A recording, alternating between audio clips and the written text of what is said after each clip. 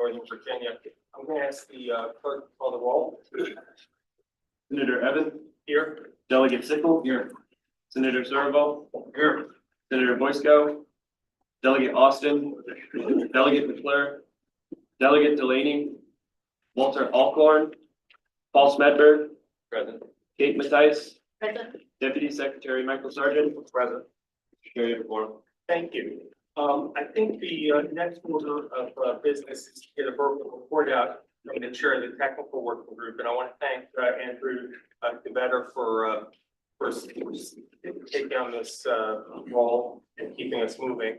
And are you ready to give the report? Absolutely, thank you. I am Andrew DeVetter, chair of the technical working group for this study.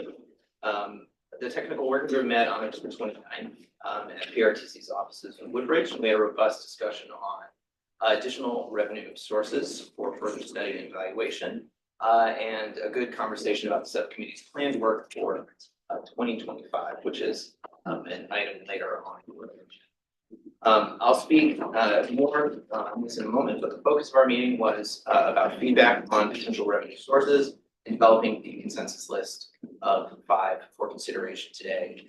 There was substantial interest in including statewide options, given the clear statewide needs and statewide importance of WMATA, but also sort of the larger funding picture, which again, we'll have a presentation on later this morning.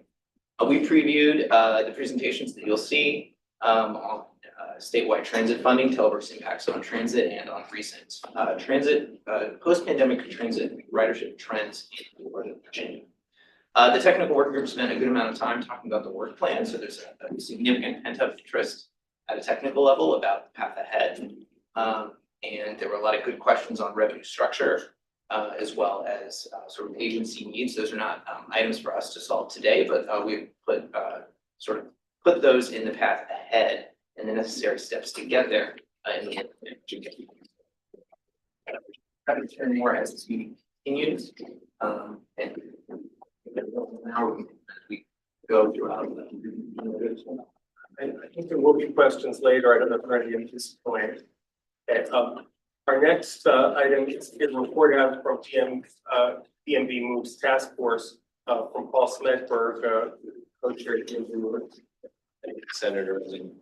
A quick update, as many of you are aware, we have 2 working groups where a lot of the effort has been focused on the DMV needs. Obviously, there's a task force in which some people around this table are serving, but the 2 work groups break it down into the community/business work group and the government-related work group, if you will, which is primarily the CAOs and the leaders region in the 3 jurisdictions. They've been looking at areas to coordinate and improve upon transit in this region. They had a pretty extensive deep dive into WMATA's capital budget recently. The coming month, in December, we'll be looking at the operating budget for WMATA, and then in winter timeframe, late this year, early next year, they'll be looking at various funding models based on those preparatory sessions. Basically, we've got a funding gap, as you all know. Model has been flawed for decades now, but I think people are really coming to the understanding of here it is, and what are we finally going to do about it, putting it very, very plainly. And we're also looking at ways in which a lot of this effort will help with WMATA's bonding program now and into the future, particularly as a fiscal year 28 or calendar year 28 or fiscal year 28-29 capital/bond crisis could also be hitting us. It'll primarily be debt financing at that point. So that is what is in on our table. I know there's been some discussion about good integration between both these efforts, which we think is obviously very helpful, and one of the reasons why the senator and others led this effort to get this group working. And I think that's really, really good thing. Of course, we'll be talking and continually talking to people over there. So that's my update, Mr. Chair. Thanks. And did you say when your next, Yeah, there's supposed to be one later this week. It was canceled. There's just too much going on for folks. So December 2nd will be the next task force meeting. Thank you. Okay. Next, we come to the presentation about additional revenue sources for further analysis. Andrew, could you share the technical working group's recommendations from your October 29th meeting? Absolutely. So what is currently being shown on the slide is a very condensed, very condensed summary of the technical working group's conversation in October about how to get to 5 additional revenue sources to look at for estimates and further evaluation. As background in the study resolution, there were 10 sources that MVPC looked at a technical level last year, so those are still will still move forward. And this is a conversation and an action item for the subcommittee about which additional 5 to bring back for revenue estimates. So after this presentation, we will seek action on the 5 to move forward with. The technical working group's recommendation is on the next slide. We'll stay on this one for the moment. And what I'll do is walk you through our thought process, which involves what the technical working group in the last meeting and a conversation we heard at the third, as well as sort of additional evaluation of work done. So at the last subcommittee meeting, we came to you with 4 recommendations, which are the top 4 on this slide. And we heard a number of ideas for discussion. So the first that we came to you with was the regional highway use fee. This would be could be a regional complement to the statewide highway use fee that currently is a complement to the statewide gas tax, and there is a regional complement. A highway use fee is a fee that we pay at the time of vehicle registration on a fuel efficient or an electric vehicle. So it's meant to offset potential future declining revenues from losses in the gas tax. So the technical working group, based on conversations to date, recommends that this be included in the 5 additional sources to receive estimates. The second item is the regional income tax. So there currently is a state income tax, but there's no regional income taxes. The main rationale for including this for evaluation is that it generates a large amount of revenue. The only other source on the list of 10 or potential 5 that generates large amounts is the sales tax. So this is here mainly for scale, and again, just to get more information in this. We also note that the income taxes are part of a broader discussion on tax policy. And so we do recommend that this be included in the 5 additional sources to receive revenue estimates. The third on the list is statewide and regional retail delivery fee. So this is something we discussed at the last meeting, but it is an emerging transportation funding source, only in use in 2 states right now, though a lot are considering it. Those 2 states are Minnesota and Colorado. This would be evaluated as a small fee on retail deliveries. So we do recommend this be included in the list of 5 for additional estimate.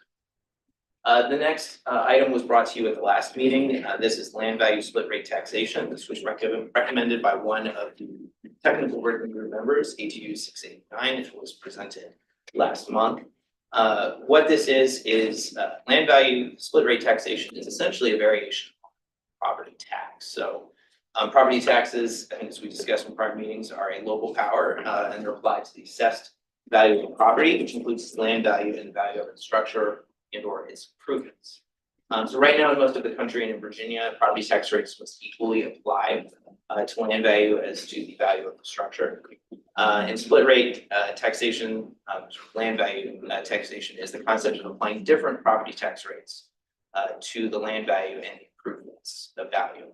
And so as proposed by the technical working group representative, this could be applied as a targeted overlay around transit stations. In evaluating this idea further, we did look we did find that this concept is authorized in Virginia for only 3 jurisdictions. That is the city of Fairfax, city of Roanoke, and city of Richmond. In reaching out to the city of Fairfax, we did learn that while they have this authority, The last subcommittee meeting, we did hear from numerous subcommittee members that we should look at revenue options that avoid placing the burden on property taxpayers and homeowners.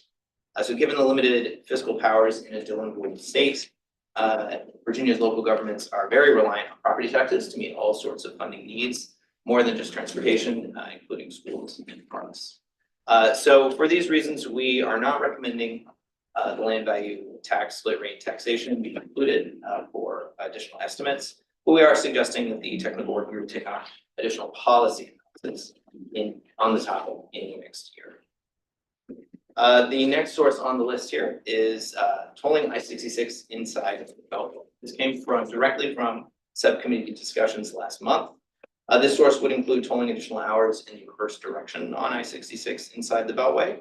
And just a point of information is that right now, 66 inside the Beltway is tolled only at peak hour and peak direction. Tolling has come up in a number of other forms, including DMV moves.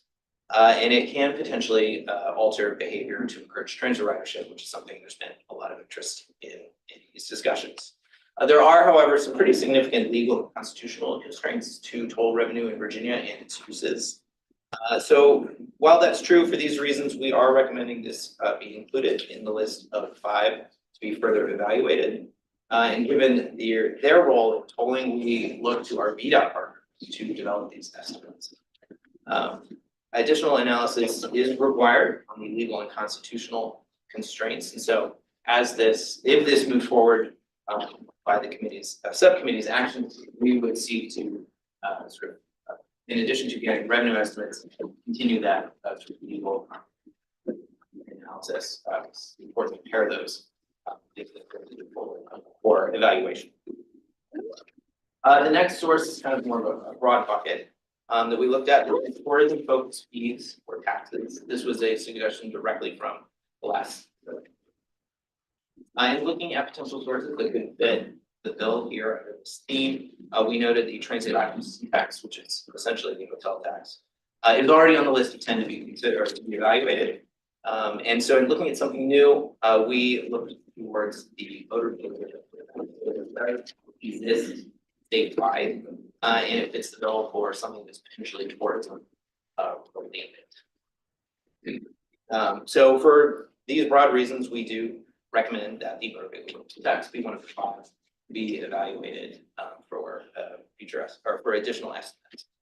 We did discuss the idea at the technical working group about airport-based fees and/or overlays.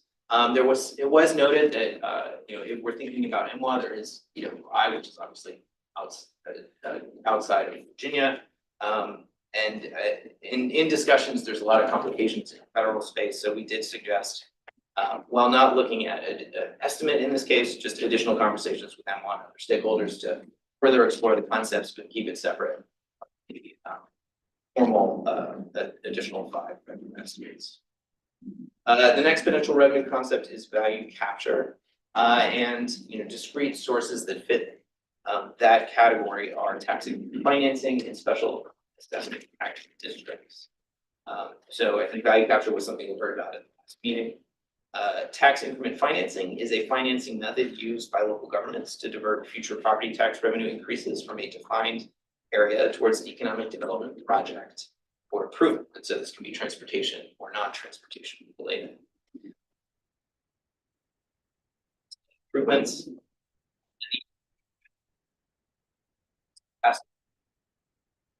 Locally defined an additional property tax rate. So both of these currently exist by all of our capital. In working with our local jurisdiction, we've noted 16 examples of these tools being used in just the MVTC district, cities, and counties. So all of the stations in Fairfax, they exist in the Potomac Yard Station in Alexandria, and in all cases, they're used to pay for transit or transportation capital expansion projects, not for state-of-the-art repair or operating needs. So essentially, because they're already extensively used fiscal tools and mostly for smaller transportation projects, we and the prior subcommittee direction to avoid property taxes and sources that would burden homeowners. The technical working group is recommending that these sources not be included for estimates, but we do want to catalog the work to date. Basically, it's a good. The next item that we heard about at the last meeting is joint development. Joint development is essentially putting private development on WMATA-owned land. So this generates new riders, which is good for transit, but it also generates lease payments for Metro. Private developers are often required to fund and replace any displaced transit assets on the site, and they must follow local zoning. Each site for joint development at WMATA is unique, subject to development cycles, and they're often complicated sites.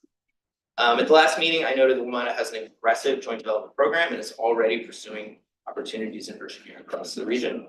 In addition, transit facilities outside of the Silver Line stations in Northern Virginia are actually locally owned, not WMATA owned, so that just adds an additional wrinkle to this concept.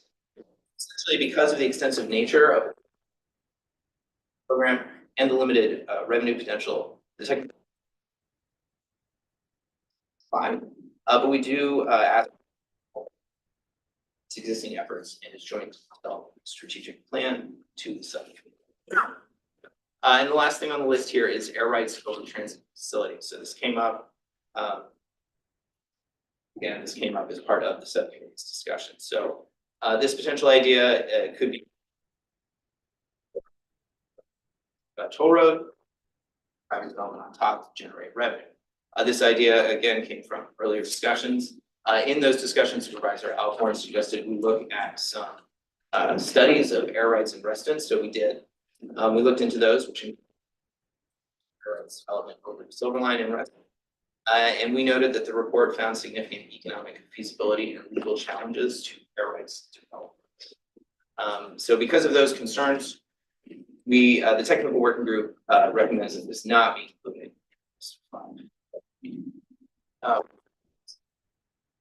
That was a long list of what's in and what's out. This is a very concise summary of the technical working group's recommendation after that. So just as a reminder, there's the 10 on the left. These were from MBTC. Updated estimates, and then the 5 that sort of technical working group did recommend. So those are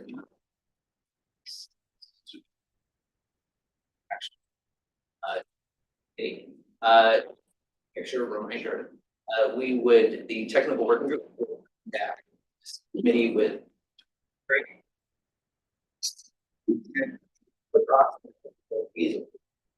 you would estimate the PRTC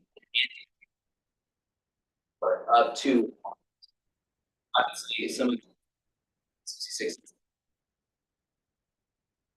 makes use statewide feasible or technically possible. That is the intent. As we did in the prior work, we would fact-based fact-finding exercise to come back to a good homework about what a potential source could be. That concludes my presentation at this point. I'll hand it back to the chair for any questions. We can have discussion as needed, and then we would seek to have action by the subcommittee on the 5 that we're moving forward with. And just to do a little additional framing, it's very important we have a lot of clarity about what we're studying, because we will come back next year at the right time on the work plan with that information. So that's the direction that we're seeing. Thank you. Thanks, and thanks to all the members of the technical working group who are here and those that maybe not here today.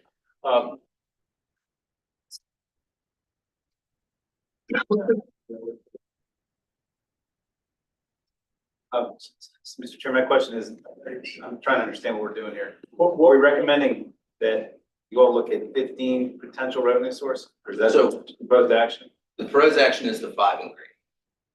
The first 10 came from study that what was the name of that study?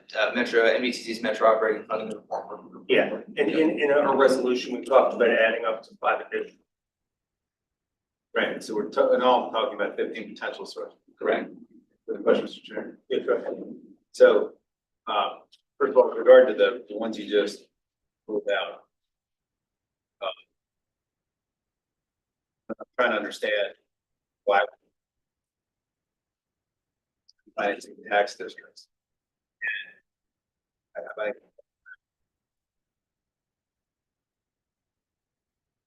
found, but to do that for, past government. I think it has to do a little bit with, there's several different concepts in there. There's the split rate option and other kind of value capture ideas like financing for districts. I think part of the rationale was looking at what exists out there today and how it's used. I think other parts of the rationale were that there are already areas where we have those overlays and areas where we don't. And so there's a lot of sort of concerns about tripling potentially in some areas, lots and lots of overlays. So where do you draw the line? How does that work? It becomes, I think, very challenging to do for a broader regional improvement from very locally defined sources. There's a lot of implementation challenges for something like the scale of what we're trying to solve for. And then again, I think the primary reason that we evaluated it but didn't choose to pursue it for estimates is primarily about the feedback from members of the subcommittee about avoiding burdening of property tax. Good question, Mr. Chair. Yes, While I've been sitting here listening, I looked at some report from the Center for Innovative Finance Support on the Silver Line, where it says property owners report that the existing TIFs are not really a significant burden or disadvantage to the property owners of the district. So it's not a burden. I'm not clear why adding an additional overlay on top is a big deal. I understand it's complicated, but it seems to me like everything, when I've listened to and researched this stuff nationally, internationally, this is how things are often paid for. Just because we tapped a little bit of the sap out of the tree and not the entire tree yet, I'm not really clear why we're just ruling it out.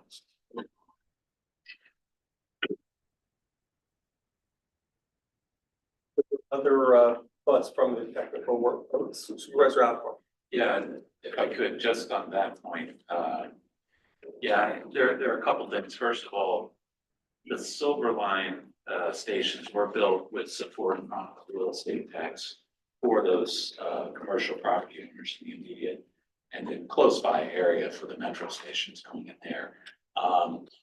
That was a real estate tax. There's also a transportation service district fee, which is another real estate tax that go to pay those transportation related improvements that are not rail related, but are a result of the additional density.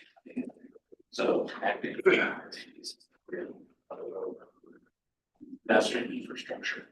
In 5 cents, it's 5 cents on rail. Cents to additional. We keep loading up on real estate taxes. So frankly, I would prefer us to be thinking about this whole effort shifting off of the real estate and looking at other ways to because our real estate tax is already the primary way, at least up here, we're paying for schools. You know, it's the primary way being public safety out of that. So so I do support the staff recommendation of taking that off, but continuing to look at it from policy analysis. But real estate tax is already an option. You know, that's how we're paying for transit now. Unfortunately, that's probably that's probably the easiest path forward. Thank you, Senator Serba. The tax district was put in place, I think, in 2010, if I'm not mistaken, which means if it's a 20-year tax or 20-year bond, it goes out of effect in 6 years, right? So I mean, I'm not clear why we wouldn't be planning for how to use it when.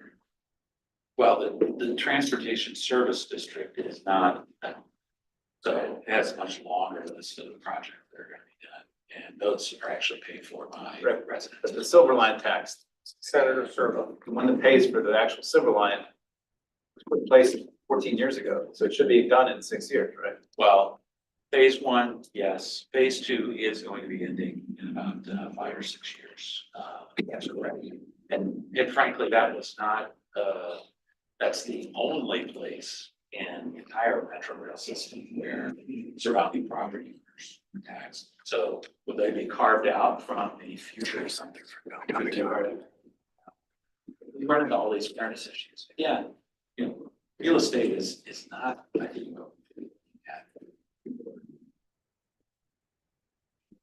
Senator Sherwood. I know, but it seems like everybody else wants to look at all the tax sources we have to use to pay for all the stuff we have to pay for as well. It seems to me that, sales tax is incredibly burdened right now. Some people, you know, would advocate that we're about 30% short of our entire budget in terms of what our overall needs are in K through 12 and other things. And as long as we keep, loading everything onto the sales tax, it's going to compete with education. Transportation is going to compete with education. It's typically not something we try to do. So, I would just note that the bulk of the system, Northern Virginia, I don't even think have this on it. None of the yellow line stations have a tax district, except for the Alexandria stop. None of the orange line stations have it. So I'm just not clear why the silver line is governing the whole conversation. It doesn't seem to me that it's necessarily the way to proceed in terms of evaluating estimates. Mr. Chair. Okay, I've got Commissioner Smedberg. Yeah, thank you, Mr. Chair. Just a general comment, during the COG retreat, a few months ago, I mean, generally speaking, the people that were sitting around at the table at the time, in fact, I think, Senator, were you there? Or Delegate Simmons? Delegate Simmons was there. I mean, there was pretty much uniform agreement, from the people around the table that property tax should, in general, be taken off the table. But, you know, looked at, they get not seriously considered for a whole host of reasons, many of which, Commissioner Alcorn just highlighting. And then second, I have a general question. How are we capturing tourism here? I mean, you look at that, I mean, all around the country, whether it's a hotel bill, an airline ticket, you know, I mean, I see the last one there, but it's actually to capture enough of that piece of, So there's a lot of different ways to get at tourism. I think, at least on the list of 10 that were previously evaluated, transient occupancy tax obviously fits the bill the most. Little bits of each of these, like seat sales, the gas tax, things like that get a little bit of tourism. When we looked at how to respond to your prior comments, the motor vehicle rental tax was the one that we added to the list to directly get at that. It is not a huge revenue source. I don't want to put a number on it. That's why I don't want to go get numbers. But I think qualitatively it's in the mix with the others, but it certainly is not going to solve the needs. That kind of helps with some of the issues. Before I turn to Delegate Sickles, I just want to ask Commissioner Smedberg, the two that were identified were an airport-based fee or the car rental tax. Was there something else that you had in mind that we're missing? no, I mean, just in general, those seem to be the big two. You know, when you get a hotel bill, there's like 6 different add-ons for taxes, and even your airline ticket in some cities or states have, portion of it, it's small, but it's still something that's going toward, And I think that's one of the ones that they captured as for estimating. Yeah, the 5th one there. Okay, Delegate Sickles. I just got a question for on the silver line situation, are the commercial properties taxed differently from the residential properties? they are 2 different. First of all, they are taxed, given the authority from the General Assembly. All commercial properties are taxed at additional per dollar of assessed property. Around the silver line, both in phase 1 and phase 2, just the commercial property owners that are being taxed additionally. That need to have, does that need to be authorized for each one of those? Or is that a broad-based policy? No, it's not only, it has to be authorized for well, there was phase one and phase two. Phase one was the 4 Tyson stations and 1 Reston station. Phase two was the other Reston and then out. But one thing that's really important hasn't come up, thank you for asking that. Those tax districts exist because the property owners petitioned to be taxed at a higher rate in order to get the solar line stations there. So that would have to be totally, I mean, I don't know, I mean, I guess, I remember that. yeah. And that's why there are 2 phases, is because the first phase included the willing property owners. And only after some period of time did the rest of the property owners agree to tax themselves. Mr. Chairman. Yeah, so the delegate Sickles, then we'll come to this. Well, you know, when I expressed believe that we need to hold down property taxes, I'm thinking residential property taxes, which is the way you guys fund government, right? But I don't feel that strongly about commercial property taxes and you know, we make laws so that there was some kind of bill that allowed the commercial properties to benefit. What I'm told is, and what we brag about is that all the Class A office space is being built at metro stops. With Class A office space isn't being built anywhere else. Why would not we want to tap in on that as a natural source? Yes, Mr. Chairman. Yes, In general, I agree with you if we could just tax the commercial. One of the challenges we have is apartment buildings are commercial. So they basically carry the city tax.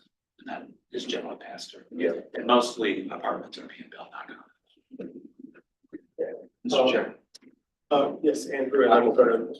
I just want to add one comment, from a staff level, when NBTC staff were looking at, the report from last year, and we did a very, qualitative evaluation. Property taxes did come up. We did talk about, the CNI, the commercial and industrial overlay, as something potential. And this was last summer, but I think the trends still carry forward. We noted there's a lot of uncertainty in the office market right now and in sort of assessed values, especially on less on apartments, but more on traditional commercial office buildings, and sort of that weakness, given assessment trends is still, I think, in place, and was something that at a staff level, I think the idea of not overburdening that, given the tremendous amount of uncertainty in the market, was something that was felt pretty strongly, and that kind of influenced, at least at a staff level, some of our thinking. Okay, thank you. Thank you, Mr. Chair. Andrew, in general, this value capture concept, isn't it basically used and or effective or successful when things are expanding? It's traditionally, yes, exactly. We've seen it for building new, smaller capital projects, like Arlington uses it to help build out the street grid in Crystal City, Yard, National. I think both, especially at a national level, it's traditionally for capital expansion. Senator Serba. I mean, I understand that you take a bunch of local government people in the room there and say do our taxes. Well, it sounds like what happens in COG. So, I mean, I get that. This is why the state is doing this study, which is, and what you hear me saying is don't touch our revenue sources, right? Because all these revenue sources are things that we're probably gonna have to impose, my suspicion. But everything I've read says that one of the ways you pay for these things is the people who are benefiting from commercial property owners, and you get them to help pay for the system. And I've heard that in other, maybe in Virginia, the tradition is different, but in other parts of the country and other parts of the world, this is how it's done. And it seems to me it's a major source that we're just sort of writing off because local governments are saying, don't touch it. When about in 6 years from now, phase one rolls offline. Phase two in what, 10 years, something like that? And I understand that Fairfax would like to keep it or whatever, but for some future use. But there's other stations that are not being used. I assume there's no tax districts around the rest of the system in Maryland or DC. I haven't heard of any if there are. And I don't understand why this is just being written off because it's complicated. It strikes me that it's probably one of the most cleanest ways to do this. And as for we're living next to metro stations, they likely don't have cards, which is why they could probably pay a little bit more rent because they're living next to transit stations, which is sort of nets it out. So I'm just not really clear why that's getting written off. Okay, as an apartment dweller who owns a car next to Metro. I do have preference and all. Okay, Mr. Pepper. Well, Mr. Chair, I mean, just listening to some of this here. And just one point, Potomac Yard does have some, something. Yep, yep. So, I mean, Andrew, we're not limited to 5. I mean, we can add the 6, can't we? I mean, So if there's kind of, So I think I'm going to defer to some of our aesthetic colleagues here as well. The resolution language is clear about up to 5. So, right, okay, I'm getting head nods. We can certainly do additional policy analysis, but for actually coming up with revenue estimates to bring back, the language of the resolution does state up to 5. And so if we were to go for a 6, it'd be less about number 6, more about what are we. Just a trade-off exercise.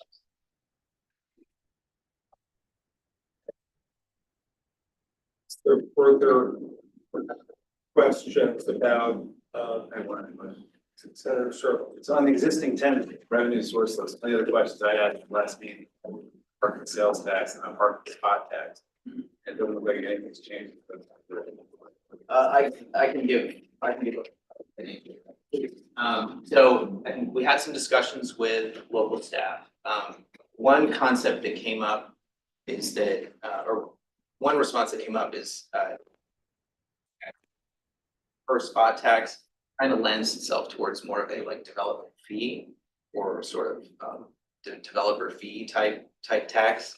And I think, you know, at staff level discussions yielded that it would be very challenging to come up with having. I think the other thing that came up was sort of from a political perspective, the existing 10, the parking tax. The idea of that is that it would be an overlay on where either governments or the market have already decided. So it would be, you know, whatever on top. So the idea of the parking sales tax on the list of 10 is that it doesn't make any decisions about whether or not to charge for parking. And we know that in talking with our local constituents, there have been a lot of very robust conversations in areas, counties about parking was free. And, developers or local governments decided to charge. And so by looking at it, that simply an overlay towards the sort of complicated local political decisions about whether or not to charge for parking. It just says if there is a charge for parking, sort of add an additional percentage to it. So that. Senator Circle has a follow-up. I don't understand it. It seems to me if it's like spot, how hard is that then? I understand. I think, with all due respect, I think it is harder to institute a new tax when you don't have a census of all. And if you add a percentage to a commercial transaction that's already occurring.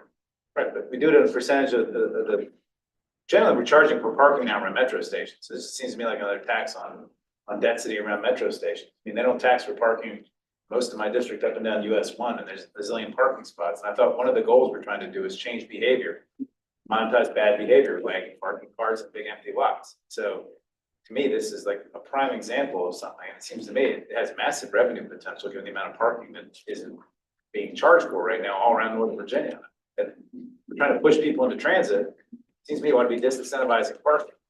And again, it's another thing I've heard about, read about, listening to lots of podcasts and studying this issue. It's just not clear to me, you know, how hard it is. You know how many parking spots all these places have because it's part of zoning. It's part of what they figure out. You know, you have to have so much parking to have certain uses in certain buildings. I don't understand. They're not all in one place, one data set that's making access simply, but the data exists. And they have to It's with that exist for our parking spots being used. exist. Existing parking spots, Yeah. like big empty parking lots, like anywhere. Free parking is a big reason why people use cars instead of use transit. And it's not clear to me why we're not trying to alter behavior. That's one of our goals. Okay, are there any Supervisor Alcorn? Yeah, thank you. And interesting discussion. I mean, one of the things I've always heard, and I think this is still true, is that a parking fee is almost the equivalent of toll. You know, so if I mean, it's pretty much the same thing. You either pay it when you're driving or you pay it. And we do now have at least the tolling inside the Beltway. I mean, we got lots of tolls on lots of other roads. I'm not sure we want to, you know, go down that path. But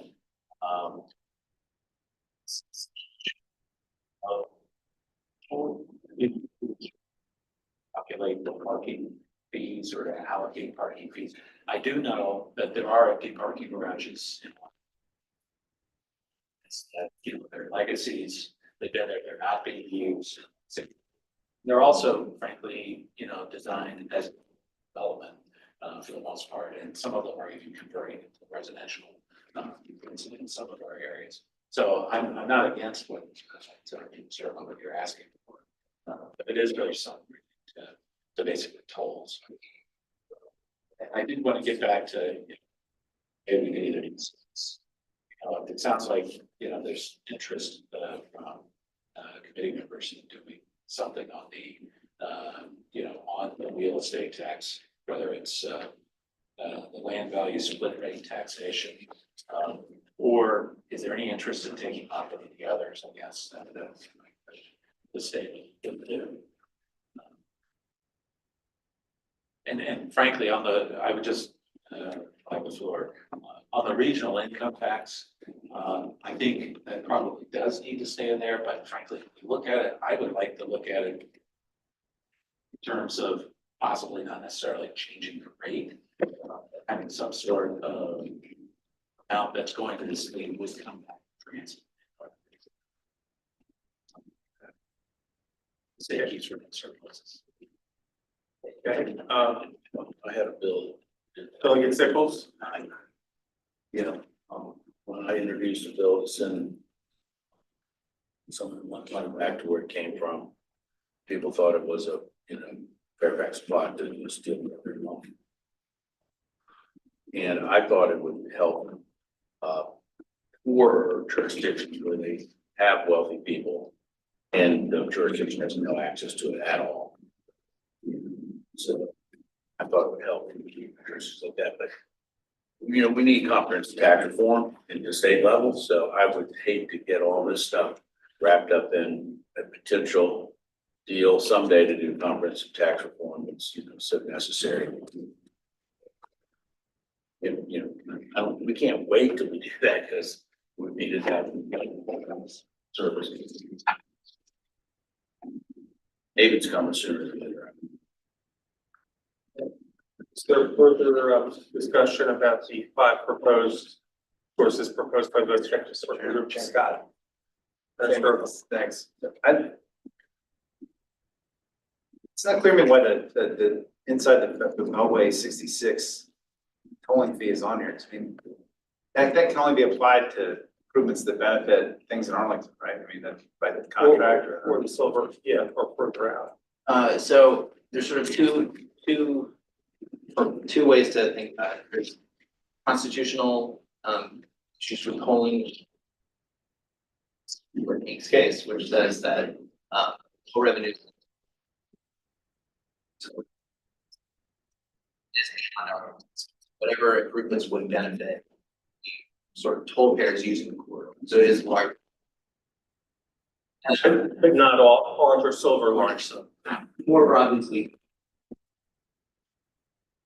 And our MATC staff run the commuter choice program. So that is legal document. That is a memorandum agreement between CTV and MATC. That puts additional legal requirements on how to spend those revenues. And so sort of to boil it down, in that framework, it's about it can't supplant existing service, it's about new service.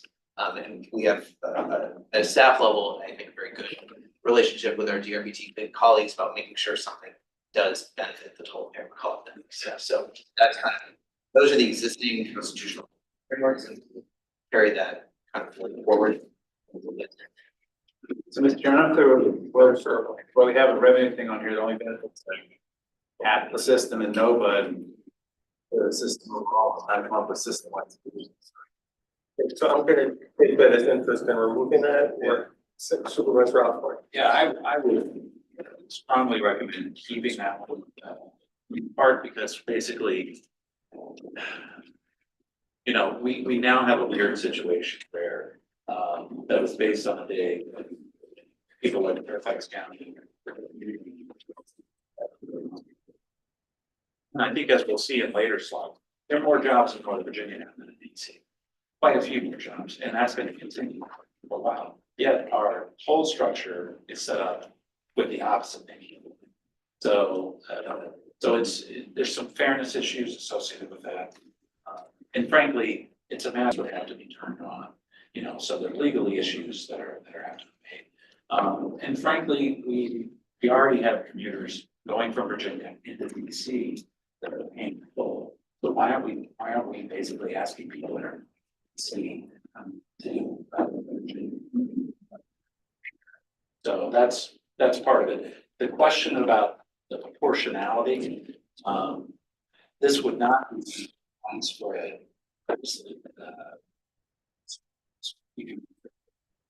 Money would have to, and I think this is one of the legal issues staff would have to look into, is the money would have to go to support the orange and silver lines.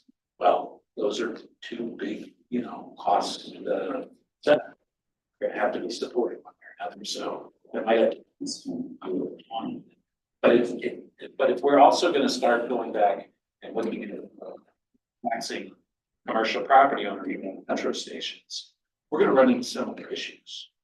Because I remember, you know, when Metro was looking at their budgets last year, Metro was looking at shutting down individual stations, and Metro has shut down individual stations from time to time.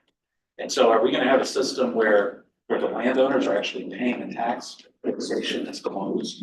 I mean, you know, that gets into, I think, some of the nexus issues that we might have to think about. So I would recommend keeping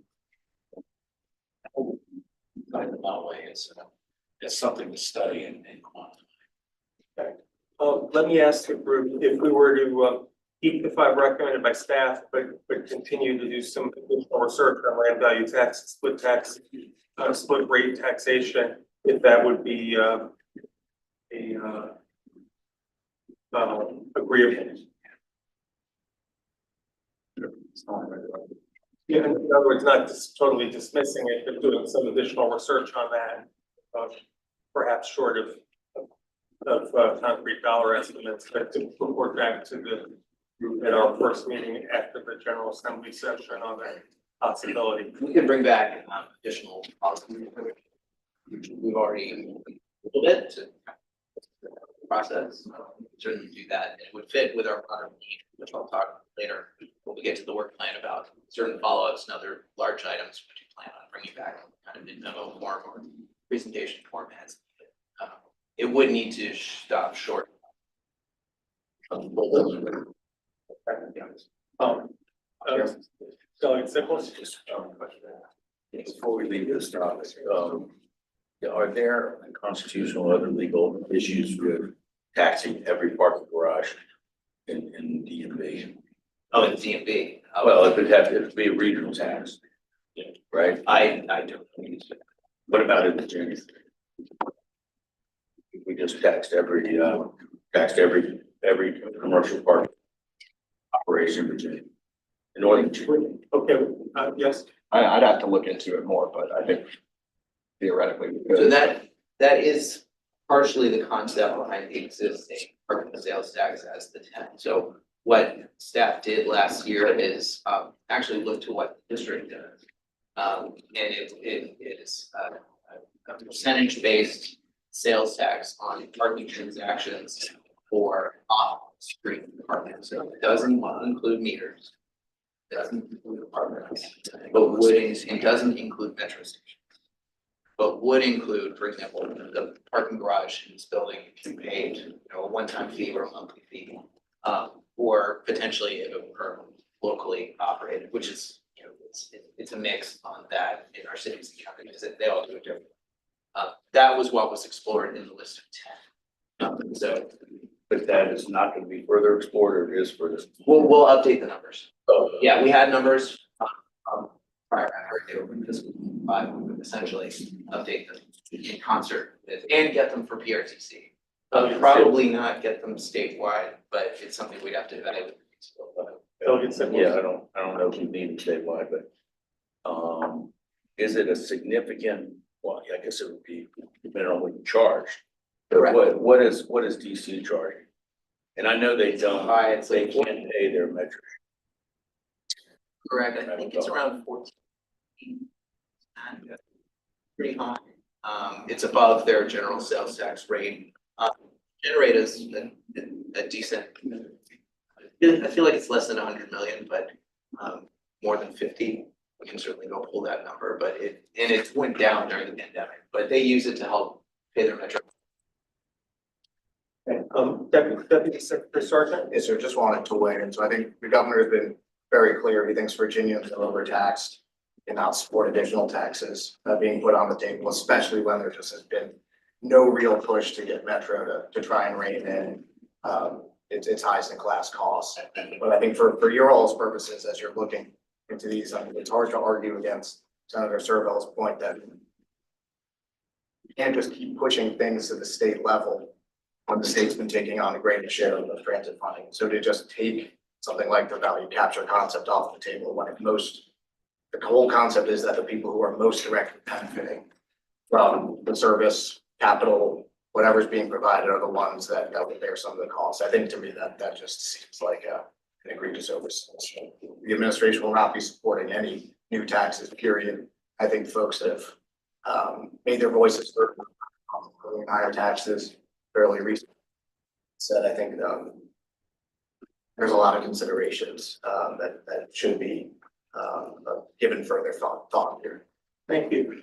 We do have other presentations today, so I want to try and see if we can conclude this portion of the meeting, this agenda item. So is there a motion to approve the list of 5 additional revenue sources for further analysis with the understanding that land value tax and split rate taxation will have additional research done, and that in the spring we'll have an opportunity to see if for some reason we want to go further on estimates for that after getting some more research done? We could certainly bring more policy research, but I think we would be unable to do additional revenue estimates on it. Given the way I mean, I'll look to you guys as well, but We can say that the joint subcommittee will revisit 2025. Okay, and whatever supporting you can gain in the interim would be helpful. We get an estimate of the parking spot. So sales tax.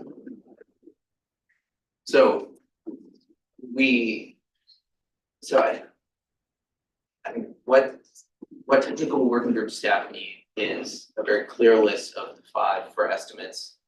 MVTC is pursuing consultant resources in order to have the ability to perform the technical work and come back with the estimates. And so there really needs to be clarity on the 5 moving forward, and we will not have the capacity through that effort to do additional work next year. So there's not been a proposal to eliminate one of the existing 5 that seems to me with widespread approval on this group. So do we want to move forward with those 5 and just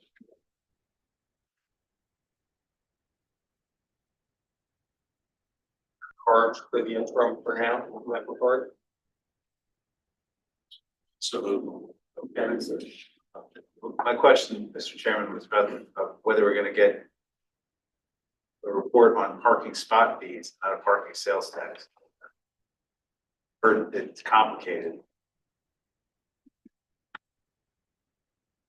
you would like to, you'd like to do one of the 5 The or original, on the original 10, altering the 10 that were in the report that we got from yeah. Right, after the question, yeah, meeting, how they got rolled out, you know. Yes. So one of the challenges, we have a finite amount of resources. So that's what we're trying to work with the funding we have to be in essence.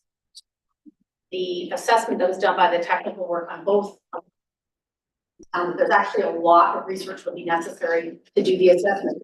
And that's in terms of not this analysis is limited. And so that could be something we could, you know, for future additional funding, but within the pot of funding that's available for us to do this in-depth economic analysis, the two that were identified could potentially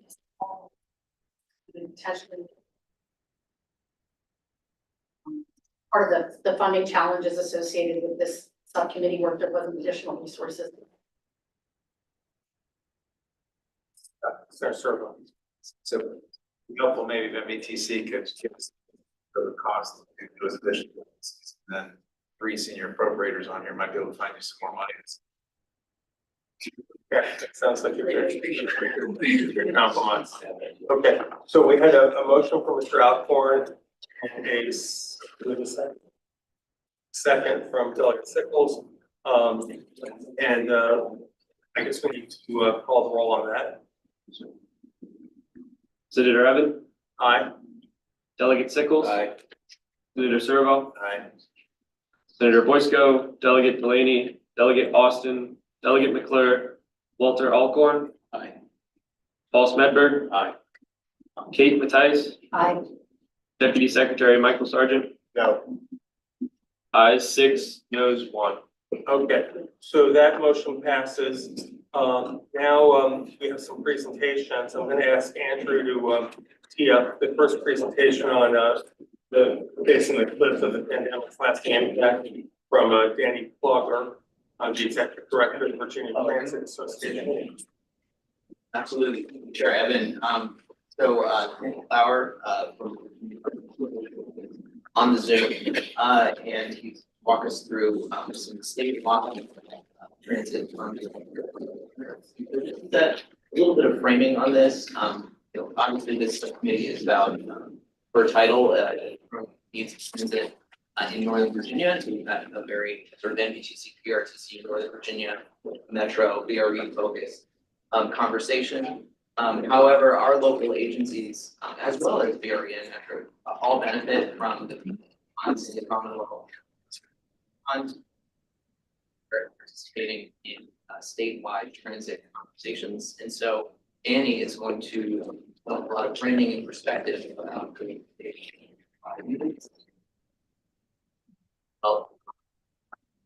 So Danny, on you. Thank you, and good morning, everybody, and thank you for allowing me to present today. This presentation, as Andrew kind of said, is looking at what does Virginia's broader transportation financial challenges mean for our bus transit agencies. WMATA is, for the most part, a canary in the coal mine, for a lack of a better phrase. What tends to happen with WMATA tends to happen with our other transit agencies, albeit a few years later and a slightly slower pace. But what we see with WMATA usually comes to the rest of our agencies. And so we're always very focused on kind of watching out what's happening. And so next slide. This is a quick reminder of just how resources flow through the formula. Thank to many of our legislators for helping streamline everything in 2020. Every dollar goes into the Commonwealth Transportation Fund. And from that, transit gets about 11 cents of every dollar, or about 11%, with the vast majority of that going to WMATA and the rest going to VRE and transit operating for the rest of our agencies, as well as transit capital. So next slide. This chart. Pause for 1 second. We've got a question. Yes. I just wanted to make a quick clarifying point. So on the construction program, that's where smart scale is, and transit projects are eligible for things that have to be submitted. Make sure we're being comprehensive here. The Commonwealth Rail Fund and the Priority Transportation Fund to fund rail improvements. I just wanted to make sure we're smaller amount.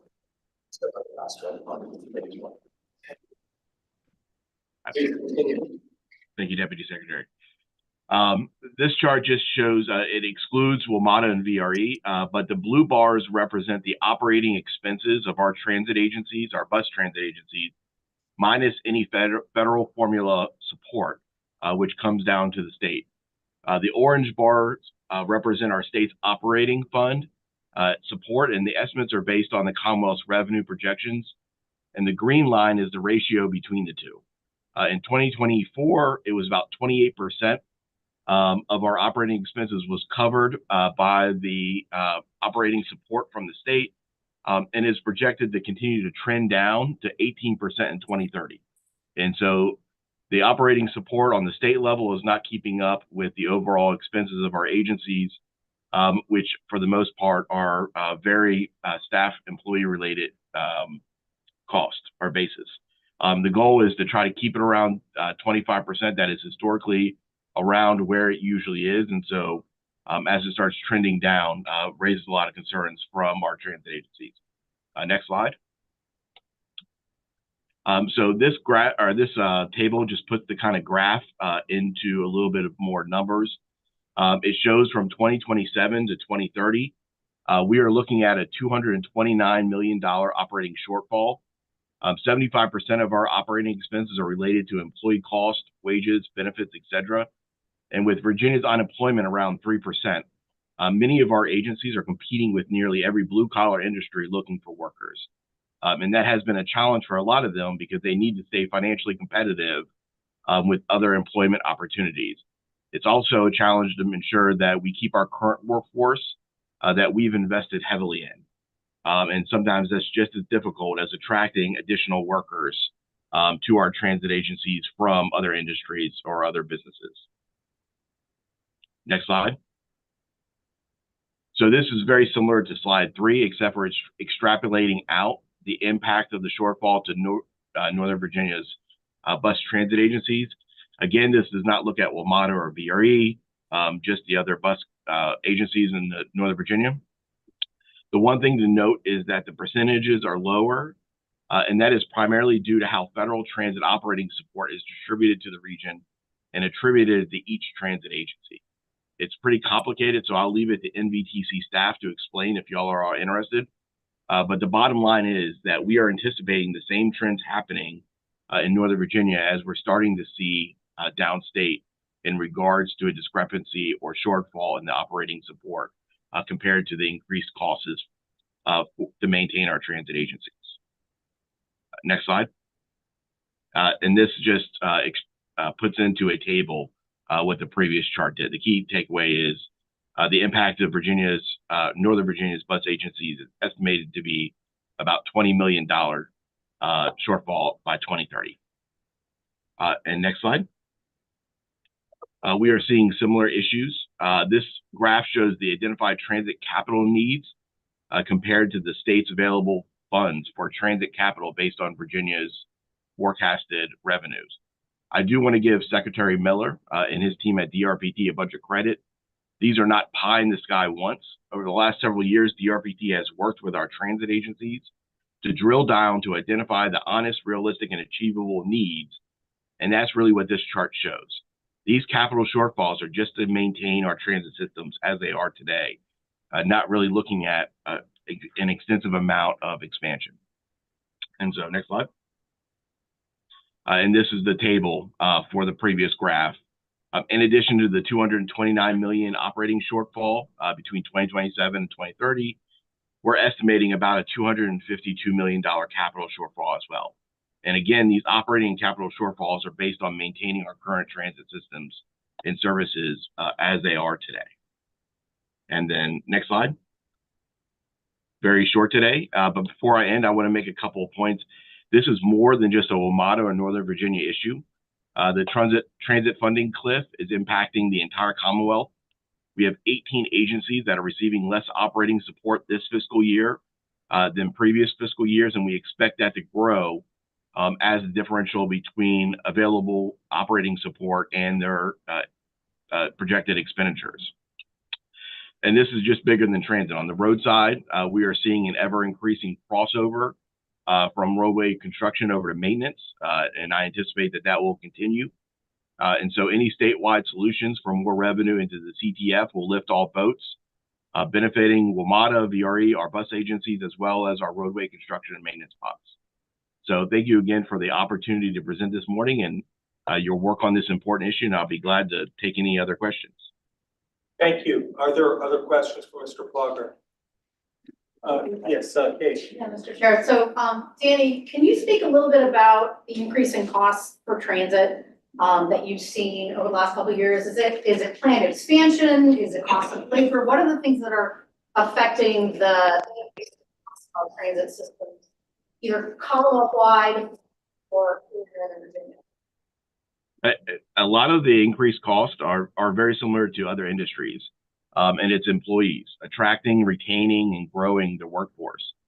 During the pandemic, as a lot of bus agencies kind of downsized a little bit as routes either got paused, the employees went to other industries, whether delivering for Amazon or working construction. And so reattracting that workforce, especially with such low unemployment, has been a significant challenge. And so our agencies are competing against everybody. If you're trying to hire a mechanic for a bus company, you're now competing against every car dealership, every local shop, and likewise for bus drivers or operators and dispatchers. And so the vast majority of the costs are employees related. And a lot of the employees, whether it's a small bus or a big bus, that overhead cost is usually very, very similar. Another cost is for fuel, which has increased, and thankfully that's starting to decline, but that was a large driver of it as well. Thank you. If there are no further questions, I'm going to move on to our next presentation, which is on telework impacts on transit. We've got Tim Kanan from the TPD. Welcome. Thank you for being here. Any remarks before we begin this?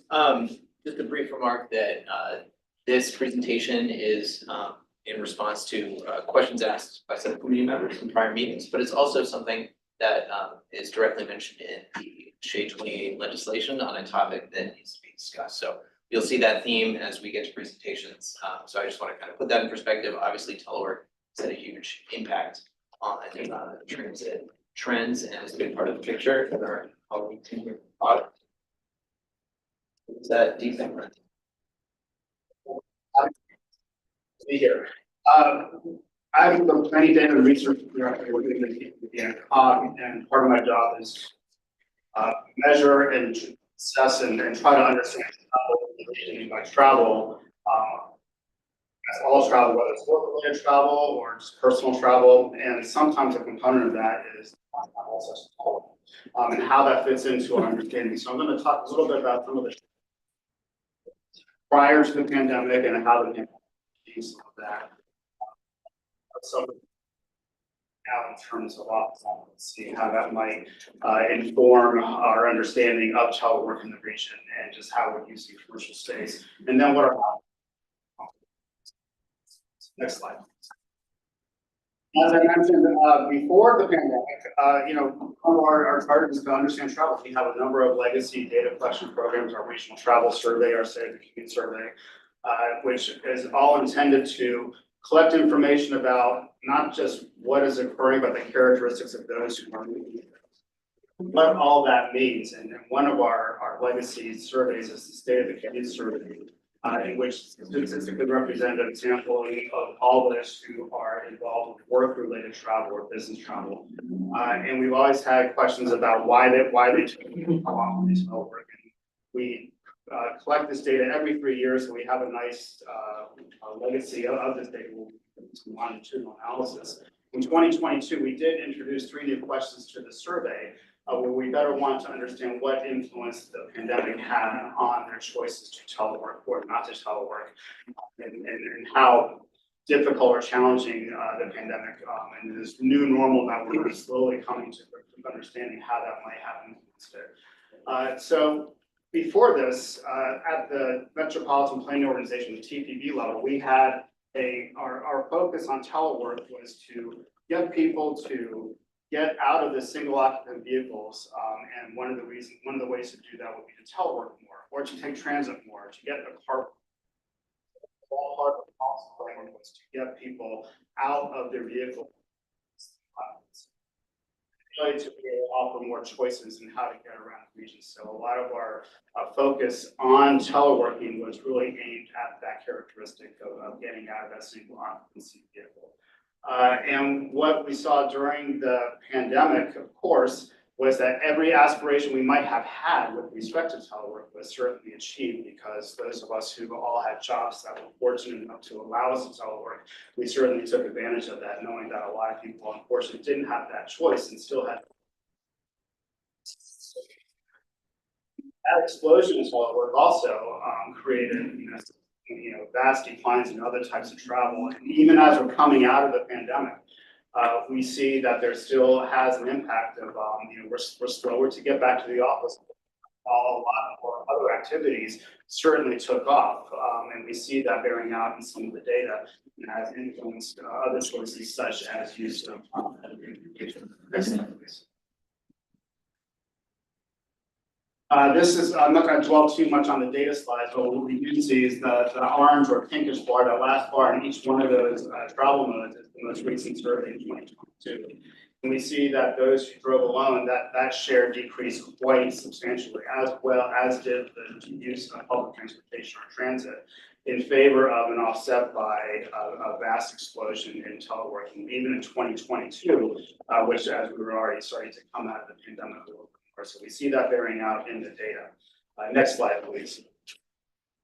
Looking at telework as, if you can kind of consider telework as a commute mode unto itself, even though trips aren't actually being made when you are teleworking, we see that over time, teleworking was slowly catching on in this region. I think this was one of the regions that was really advocating increased use of telework, for the large metropolitan areas in the country early on. And we were seeing that play out in the data. Of course, during the pandemic, we saw this fast proliferation of telework, as shown in that very last one.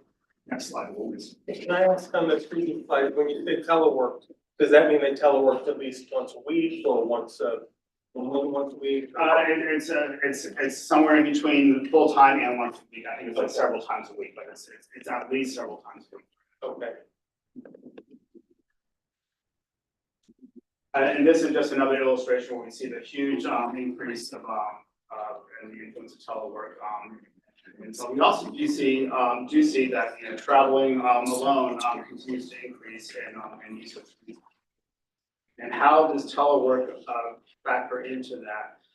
As I started out this presentation, I talked about how telework factored into an overall understanding of travel in the region in the first place. And a lot of that understanding that we had about travel was travel as it occurred prior to the pandemic. What we did learn as a result of the pandemic and this period following the pandemic, which we still believe that we're still trying to find our new equilibrium following the pandemic, that things have changed and continue to change. And as does the relationship that teleworking has to these overall choices that we're making with respect to travel. Next slide, please. And coming out of the pandemic, we saw that the travel really picked up. The traffic volumes, the roadway volumes, got back to pre-pandemic levels the quickest in the outer suburbs of the region. They matched regional totals of pre-pandemic levels more closely in the inner suburbs, as are Beltway facing suburbs, as well as Montgomery and Prince William County. And then we covered the slowest in the core of the region, which is Alexandria, Arlington, and the District of Columbia. That matched a little bit about the uses that occurred in this region, in the region. That's where we see our big job centers. So what this really reflects is people got back to their daily activities, and we're starting to make those trips again, going to soccer practice, going to vacations, going to all sorts of recreation, going to movies and dates and restaurants, but still have that option to telework and not necessarily having to take that trip and carrying out these numbers. Next slide, please.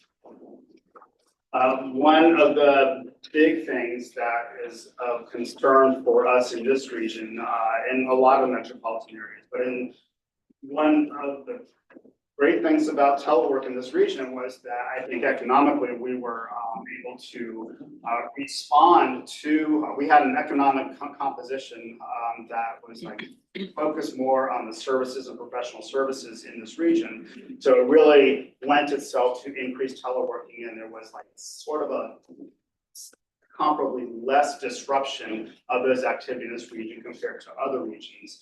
But as we come out of that, we still see that we're still trying to figure out how best to use office space in this region. And even as recent as the third quarter of 2024, which is fairly recently, that even though we are going back to work, that we still see office vacancies increasing in the region, which has pretty good implications for the standpoint as well as services and transportation. Next slide. General comparison of the red line is the National Capital Region to 10 other large metropolitan castle systems, which are the badge folks who a lot of people have castle cards that allow them to get in and out of their office buildings. And this is a measure of all the badge swipes. And we see that in the 10 other large metropolitan areas in the country, you see a lot more badge swipes occurring, compared to the National Capital Region, which indicates that we still have the ability to tell and not take other types that are work related, and has implications for things like public transportation. Next slide, please. So thinking ahead, this has been a region that continues to grow. We'll forecast data in a little bit. What here along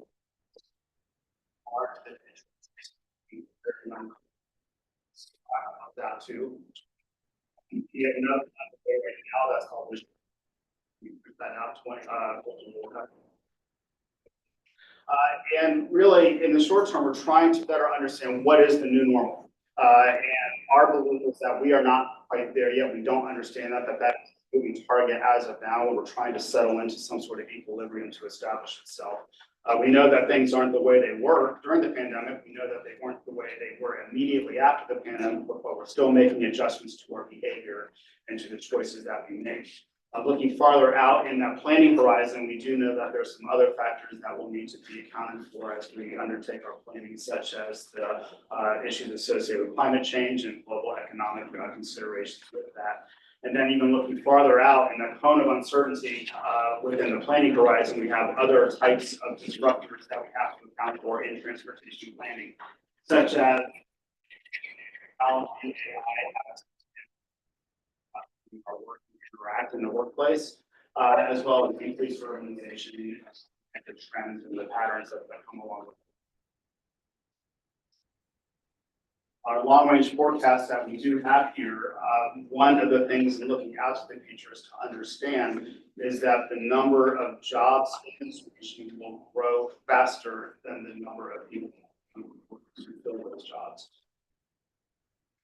This region has being one of the worst regions in terms of traffic and transportation and travel time in the region. And while certainly the disruption of the pandemic allowed a little bit long-range projections to call for jobs to more people, has a lot of implications for thinking about public transportation and roadway transportation all for travel in this region, and that demand will be seen on all of our modes. Next slide, please. I did disaggregate that a little bit. I won't spend too much time talking about these numbers here, but I disaggregated that for the District of Columbia, suburban Maryland, and Northern Virginia. Heavily in Northern Virginia. And we see that, I highlighted that in blue, and we see that the number of jobs are going to grow faster even in Northern Virginia compared to the region as a whole, and about match the growth rates that we're looking for in populations. So I talked about that disparity between the growth of jobs and people is going to be especially concentrated within Northern Virginia in the future. Again, reflecting a lot of demand for transportation services. Next slide, please. And again, this is really looking at there's more types of travel growth that we're looking at. I think I made the point that there will be demand, really all modes, in travel, and we sort of see that even as we do plan for, new programs and projects and policies for our transportation planning, we still see that the growth that's actually going to occur in this region, is still going to drive a lot of demand for all.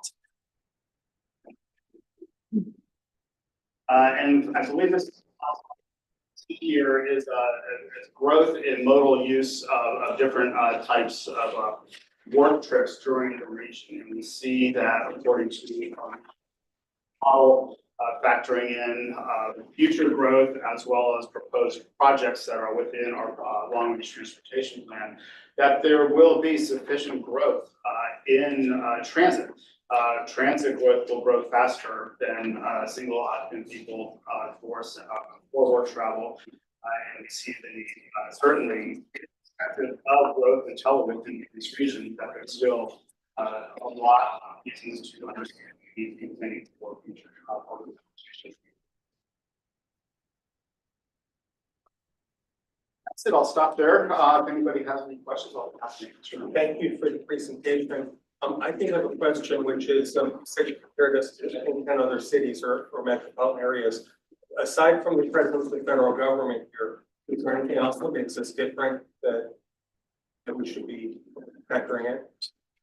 In addition to the federal government, but related to the federal government, of course, it's just the disproportionality, the strength of our professional services and the services-based economy, whether it's government contracting, and that comes at the expense of a very small percentage of on-site work that will be required, such as manufacturing or other types of industrial services. Even the industrial in this area really exists primarily as services. We're not talking about great factories to their ultimate destination across the distribution. We're really talking about moving 2 offices and 2 units. That's really why it's sort of a disproportionate strength of teleworking in this region compared to those other 10. Thank you. Are there other questions? Yes. Quickly, so,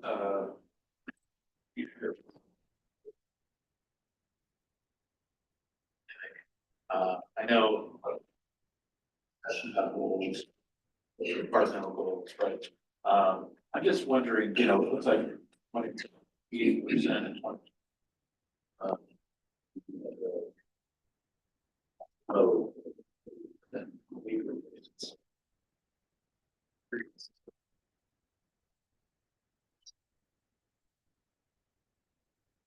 And we actually looked into that a little bit. We do have a formal aspiration in calls for. Within that plan, there are some bullet points in there that says to telework. But I don't know if that could really be considered in and of itself. And that was all done before the pandemic, and now as we continue to try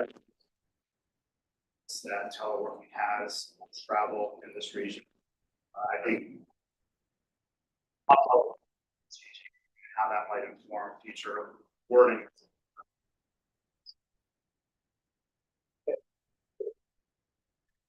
Obviously, the state of the commute survey was done in 2. I think a lot of us can understand, and even this is 2 years, so thoughts change. The next one's done in 25. What's the timeline when we'll get to see those results? I know surveys take a while, but when will we get this snapshot? Okay. Hopefully some top level findings from that. And then we're also going to be which looks at all travel, not just road travel. On that every last time we did that, we actually are there's a more frequent tempo for that, but the next time Yes. Thank you guys. Really great data here. I'm curious if you could see how your long range and it's changed pre-pandemic and post-pandemic. primarily, so this is essentially saying in 2045, we can connect transit mode chair, which was essentially what it was pre-pandemic, was pre-pandemic. Within that, and glad to bump them down. Now, I'm just curious how that has, essentially how the pandemic impacted your forecasting. Those actually, I would say probably were mostly influenced by pre-pandemic assumptions. So what I showed there was sort of a pre-pandemic, because that was in our last long-range plan, which used our around 9.2 cooperative forecast of population, households, and employment. I know that's sort of jargon, but those are our projections of the factors such as people and jobs, and that's what really drives those forecasts. We recently adopted round 10, which is not in those forecasts from our travel demand model. That round 10 did take into account some very broad assumptions about the future use of space, any kind of assumptions for probably work. It's really at the macro regional level. Each jurisdiction still created their own forecast based on their adopted land use plans and policies. And so I think that science/art of forecasting is going to be refined continually in the next few rounds that we do that. We'll be seeing that, getting more clarity on that. Also, Yes, Senator Servo. So appreciate all the positive growth projections in here but what I've been seeing like the last 3 or 4 years, plateauing around here. So things I actually agree with the governor about is we've actually been hemorrhaging professionals in other states and other areas, in Richmond and North Carolina, whatever. I'm not sure what is COG or whoever is making these projections. Assuming that's just going to change magically, or it just seems to me it will be going the other direction. I'm not really clear why all of a sudden it's going to shift back to growth. What's the assumption? No, that's a great question, and we struggle with that. And the way we do our forecasts is sort of a top-down, bottom-up process where we do get data from S&P, macro, broad econometric projections for the region, and we the assumptions for that. But these are again long-range projections, and historically we have not accounted for short-term variations in the economic business cycle, such as recessions or even large periods of growth that occur within that period. And that there's sort of a longer trajectory that occurs. And again, this is still part of that process of coming to understand to what extent the pandemic did move that needle. That it's not just a short-term variation that we have to account for, that really might be a long-term driver we eventually have to account for more.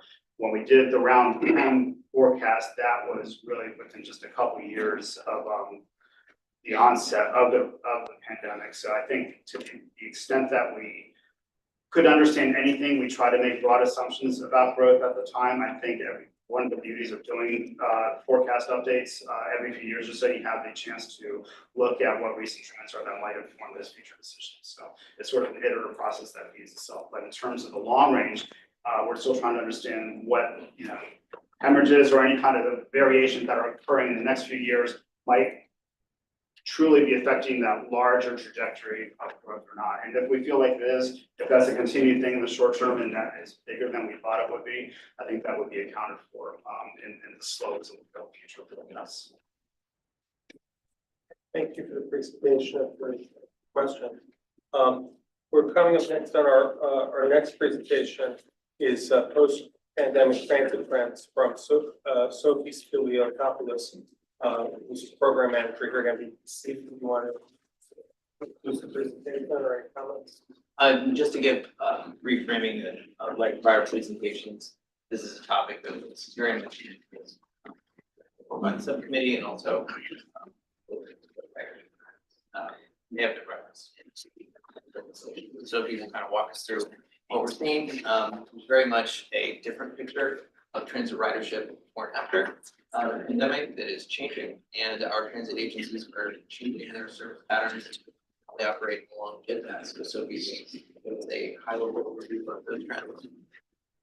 Thank you. We can go. Yeah, thank you.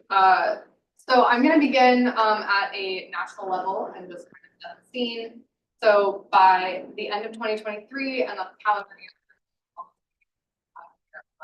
fiscal year, transit ridership was 72% of pandemic levels. That's 7.1 billion with a B trips in 2023 on public transit nationwide. And that number has been out on the graph since each year since 2020.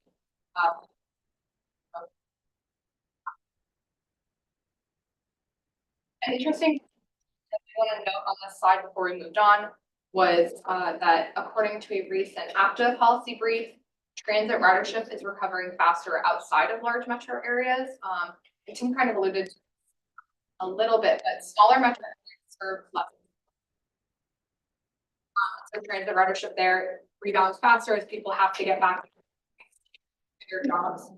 And so that is just, let's think about that if we set the scene, but let's move on to the next slide. And before I go into state and regional trends, I'm just going to highlight what's already been accomplished to update services, the trends that I'm going to talk about in the next few slides. And just noting that changes to service help lead to changes in ridership. And that's why I'm going to talk about service for a second here. So I'm just going to ask you to look at the left side of the and accomplishments. And I just want to note a few things that have already happened in this region. The first of which is back in 2021, or 12 or 20 minutes better service. In the same year in 2021, Dash redesigned their network to focus on high frequency, all day and 7 day a week service. Metro's FY24 service featured midday, late night, and weekend rail service updates or improvements. And then finally, VRE approved their Saturday service due to their service system. And so basically, I'm just highlighting all of this to tell you that the region's transit has already put in work to provide better service for its riders. Yeah. Keep that in mind as we move forward. Next slide. So I talked about nationwide trends.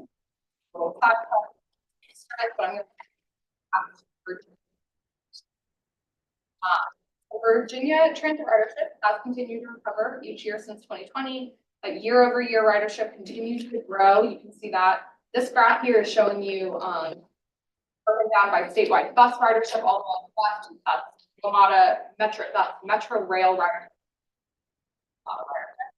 Middle and right, and you can see increasing in each of these categories, increasing year to year. There's more detailed information about the change in ridership underneath in that table. But this is all to just say that there has been increase year over year since 2020, both at the large metro rail scale, also with our local bus operators all over the state. So let's move down one more level on the next slide to DC area and on Vermont, not to pull them out and talk about that specifically. So last month, the CTV Metro ridership was reported to be increasing year over year for the last 3.5 years. So 43 consecutive months of year over year increasing ridership. So just an interesting thing to note on this as well is that when we compare Metro Rail to peer rail systems worldwide, Metro Rail has had the fastest ridership growth in the last 12 months. So I think that's important to keep that in mind about our peers worldwide, not just nationwide. And as I'm on the topic of rail, I also want to point out that Metro Rail weekend ridership has surpassed 2019 levels, and that is just another indication of the service expectations in today's rider of focus on more all-day weekend rather than just peak hour type of ridership. And this kind of also shows why earlier in the year, like I mentioned on that service slide, are so important. And another service type of service expansion that I wanted to highlight is the Silver Line Phase 2. In the last year, half entries on Phase 2 stations have increased 20%. So ridership on that part of the system. I want to specifically note that weekend entries have increased 61%. So that's yet another place where weekend ridership outside of the peak hour daily commute, rider. And so just to wrap this section up, I just want to say that the world has changed. We've heard about that. Tim mentioned that in the state of commute slides, but the way that we're providing service and the delivery of service has shifted and is continuing to shift to align to the type of service. Go on to the next slide. So year-over-year ridership, just like at the nationwide level, at the state level, and so we per year. 2023, 64%. We were at 64% of pre-pandemic. For 6 months of this year in 2024, that jumped to 75% of pre-pandemic levels. We're slowly building back from in the graph as the gray gets darker level. And there are a lot of stories within this one in North Virginia Transit and our recovery. So I'm just going to spend the next few slides talking about that a little bit more in detail in a few different ways. So on the next slide,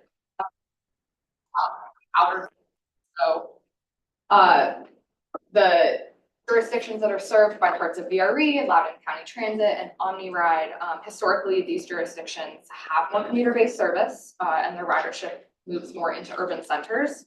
And this type of commuter service has had a slower rebound. But I will know that local bus ridership for these agencies have had some good news stories and have had increased ridership. I'll specifically shout out that OmniRide's local bus service has surpassed 2019 levels. That's their local bus as opposed to their commuter bus service. So, as I said, it's recovering a little bit slower. They're at 4% of pre-pandemic. Just like at the full North Virginia trends level, 2024 have also increased, continue to increase, and they're now at 22%. These three agencies are at 52% of pre-pandemic levels. But on the other hand, on the next slide, I want to point out some instances of ridership going beyond 2019 levels. I did mention that in the case of OmniRide. I said that with Metro Rail weekend ridership, but I am going to shout out the three agencies, Q, City, Dash, and Alexandria, Fairfax Connector, and Fairfax County, who have all surpassed 2019 ridership. Dash has even broken multiple ridership records in the last year or so.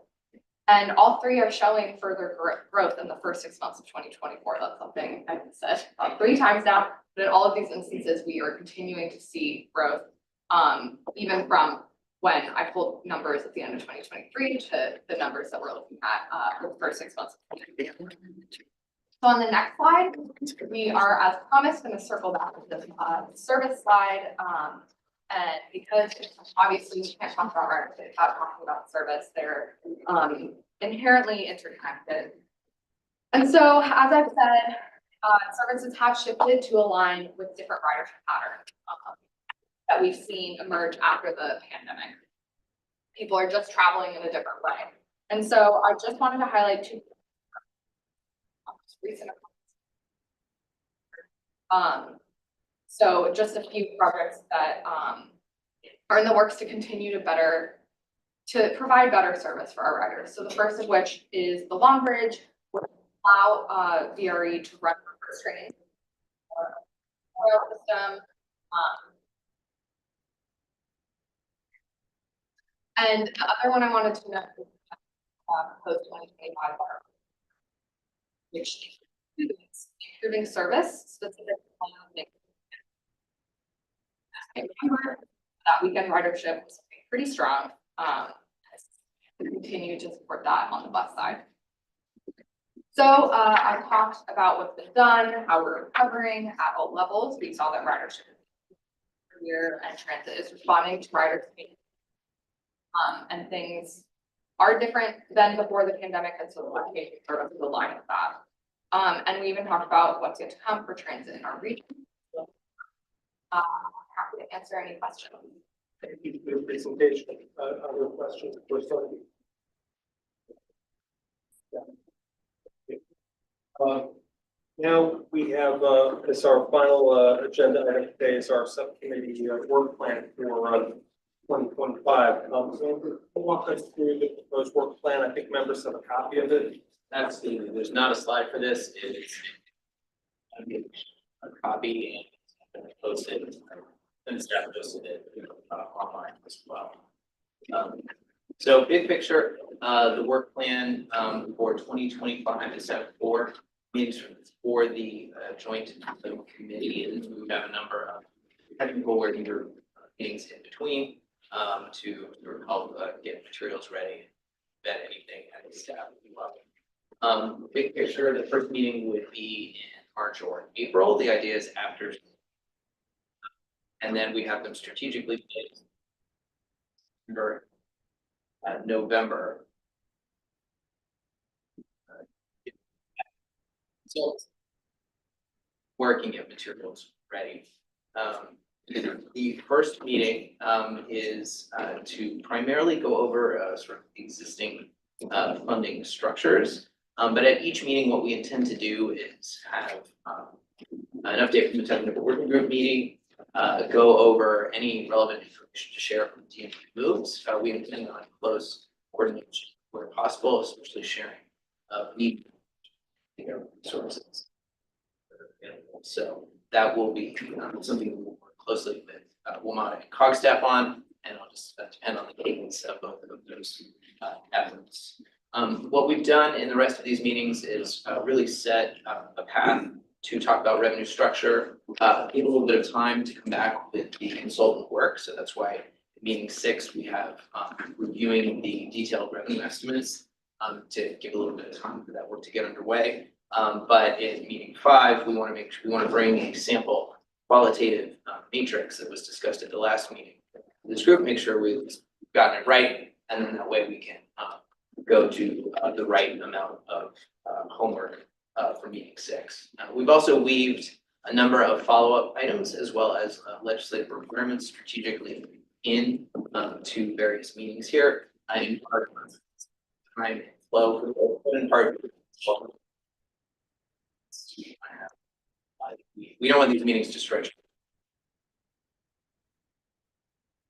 So going back to the first meeting, we would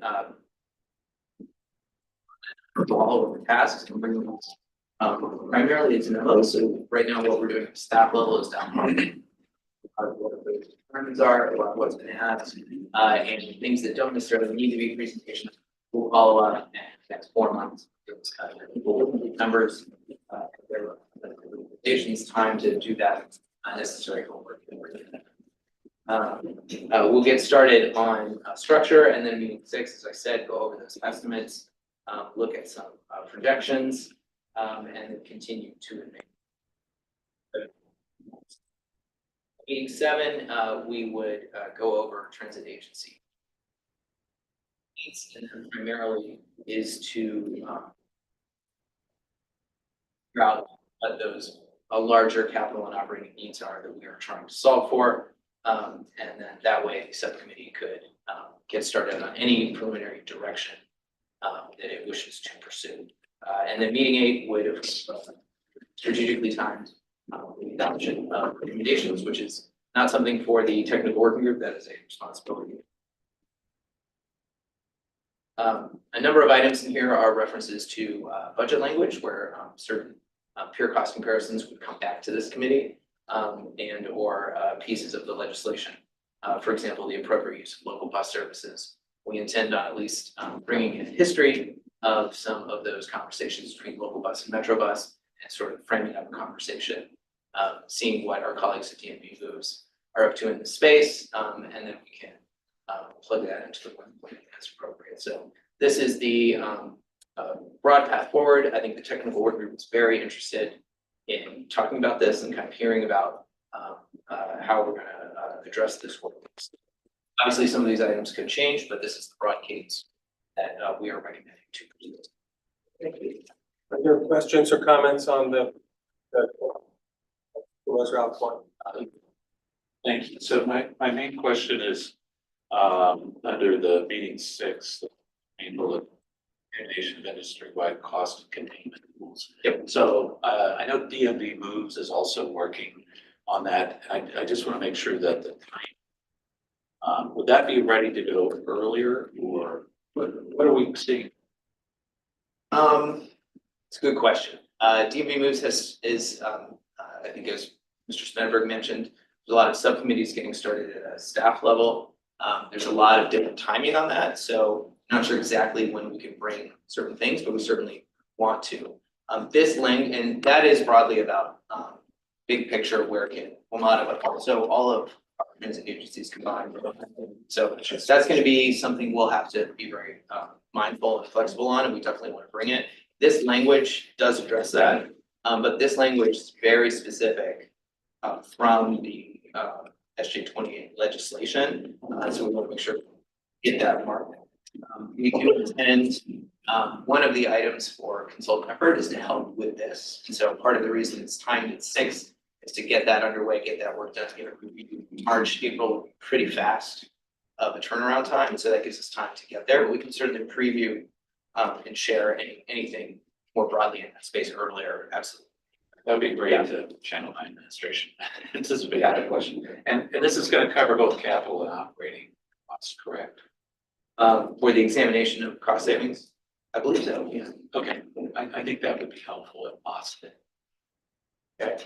Thank you. Chairman, Yes. I agree with Supervisor Alcorn's comments. I don't think waiting all the way until June 2025, half a year from now, just to start talking about this at the subcommittee level after we get the revenue estimates. I don't think that timeline is appropriate. And then I'd also just say on DMV Moves, I don't think that Virginia and this subcommittee should hang their hat on whatever comes out of that. I mean, that is a regional discussion, and so as such, there are lots of differing opinions from colleagues on the other side of the Potomac. It's worth having a conversation on our side about what we'd like to see on the cost side as well. Thank you. Okay, yes, Ms. Matthijs, then Scott. Yeah, Mr. Chair, and just one of the things that we'll make sure that the entire committee gets in advance of any of this work specific to SJ28 is NBTC's annual report on the condition performance of WMATA, which includes some cost saving things. That's slated to be approved by the commission in December, and so we'll make sure that everybody on this panel receives that in advance, obviously, of this additional work that we have. Thank you. Senator Sir.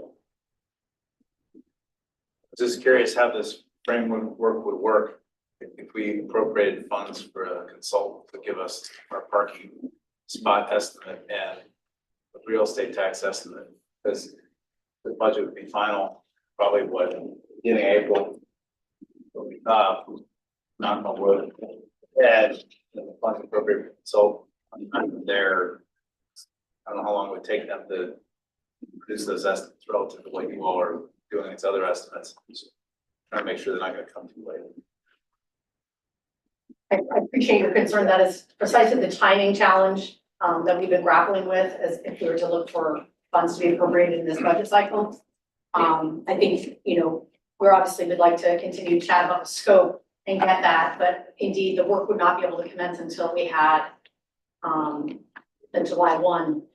But we want to be helpful, so, well, because it's for the fiscal year, no? No, Okay. the Caboose budget takes effect on the governor's signature, Okay, so it's once it's all right, agreed that, to. that might be helpful. Yeah.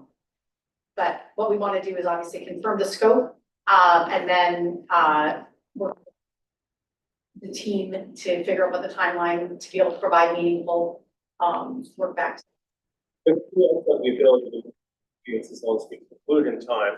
So, I mean, if we're waiting on new revenue estimates for July, we could move this June meeting to July as long as there was a quorum possibility. Okay, so unless there's further discussion, is there a motion to adopt the calendar year 2025 work plan? Is there a second? Okay, it's been moved and seconded. Unless there's discussion, let's call the roll, please. Senator Evan, Aye. Delegate Sickles. Senator Servo. Aye. Senator Boysko, Delegate Delaney, Delegate Austin, Delegate McClure, Walter Alcorn. Aye. Paul Smedberg, Kate Mattice, Aye. Deputy Secretary Michael Sargent. Ayes 5, no 0, 1 abstention. Okay, so the motion carries. And now, before we move on to public comment, is there any other discussion or items to be addressed? Mr. Chairman, Study Sickles. is someone given a report on the study that going to Vermont to look into lawsuit associated with SJ28? It's $500,000. Is there any report on that from anybody? Okay. If anybody in the audience knows about it, I'm Mark Sipples. We talk. That's $500,000. That one. It is, if I could, Mr. Chair, or obviously, I think DRPT and or Vermont would be the best to speak to the status of that work. Okay, well, I thought someone might have heard of rumors. Okay. With that, we'll turn over to public comment for rumors and other factual information. Is there members of the public here today who would like to address us? With comments, yes, please come forward. I don't want to disappoint you and leave you alone. Stuart Schwartz, Executive Director of Coalition for Smarter Growth, also on the board of the Virginia Conservation Network. Mainly, thank you very much for the hard work you're putting all into this, the staffs, especially in the number crunching. I tend to notice that little state local tension here, but hopefully we can all provide sources of additional revenue to the transit, which is so critical to the state's economic competitiveness.